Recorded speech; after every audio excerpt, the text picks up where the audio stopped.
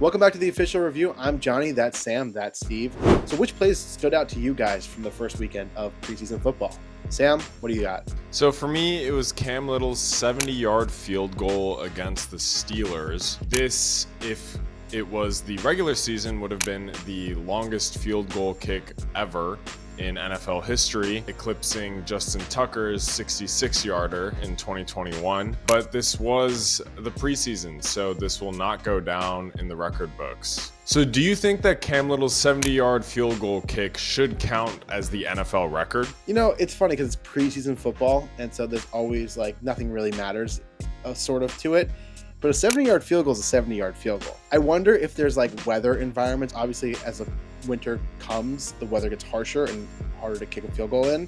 So maybe the warmer months, in baseball, all flies further in warmer months than it does in cooler months. So I wonder if there's a weather element.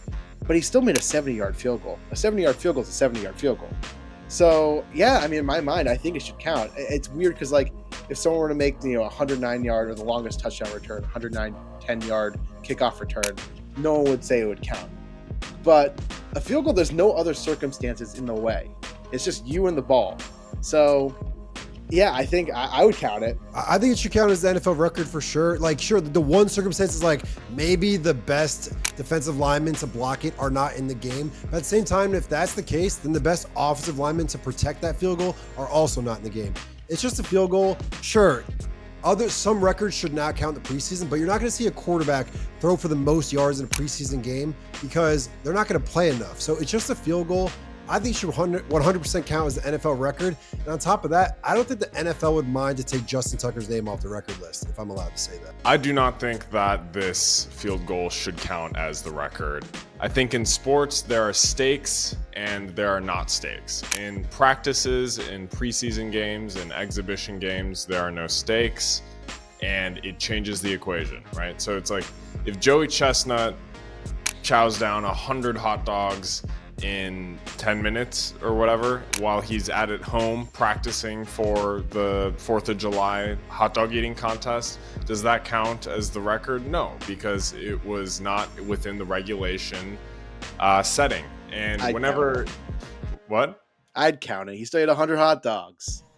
If he did it in the living room, I wouldn't count it. But if he does it at a competition, I would count it. But go on. Right. He's not at a competition. He's at home by himself.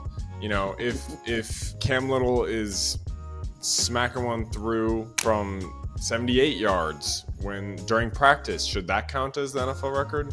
No, because he's practicing. A couple years ago, I'm with my friend. We're watching Drew League on the NBA app because there's absolutely nothing else on. And we're watching Malachi Flynn drop 73 points. And are there other NBA players in that gym playing with him? Yes. Is it on an NBA regulation court? Yes.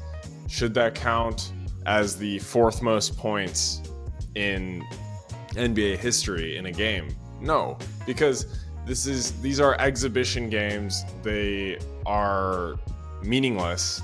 They don't count towards anything, and all of these preseason stats should just be thrown out.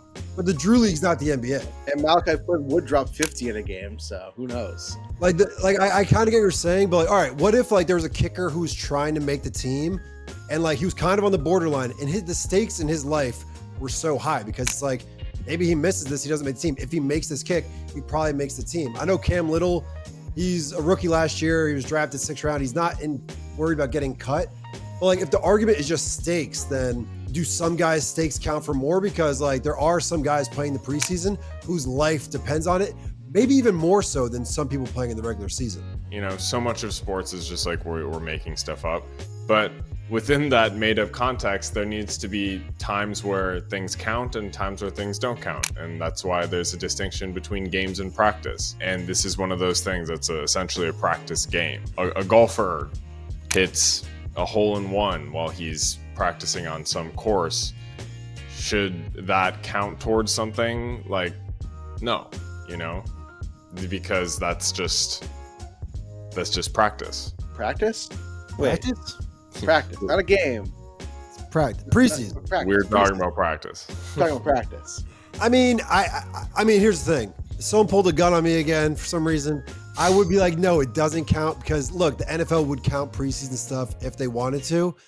But for a field goal, I'm just like, that's the longest field goal I've ever seen in a game. Is it the longest preseason field goal of all time? Yes. I think a field goal is a very unique thing where I think it should count, but I'm not going to like protest about it. But I do think it should count. Okay, what about this?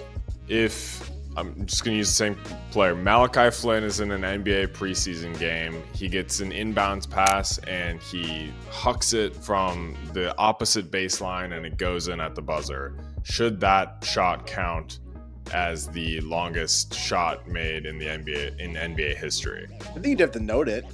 I think it's notable, yeah. 550-foot home run in preseason and spring training baseball. You have to note it. Like, it still happened. Just because it's not. I think it should be the record with an asterisk next to it.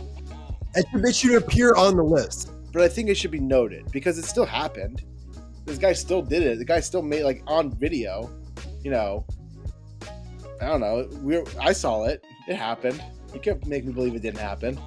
I agree. I think put it on the list, but put an asterisk next to it to signify that it was in the preseason.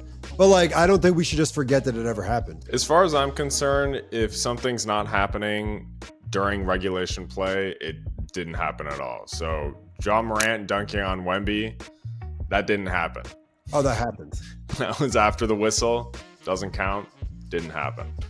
Oh, it's after the whistle, different. Because like if a team iced a kicker and he kicked it, but the timeout was called right before it, you can't count it. But like, but like low key, like he did do it. That's a tough one. It's before the proverbial whistle of the NFL season starting. So I think if you draft Cam Little in fantasy, you should get points for that. It should every week 1 extra point. Mm-hmm. Hey, hopefully he kicks one in the regular season and we can all shut up. Yeah, at least here's a side note for his sake.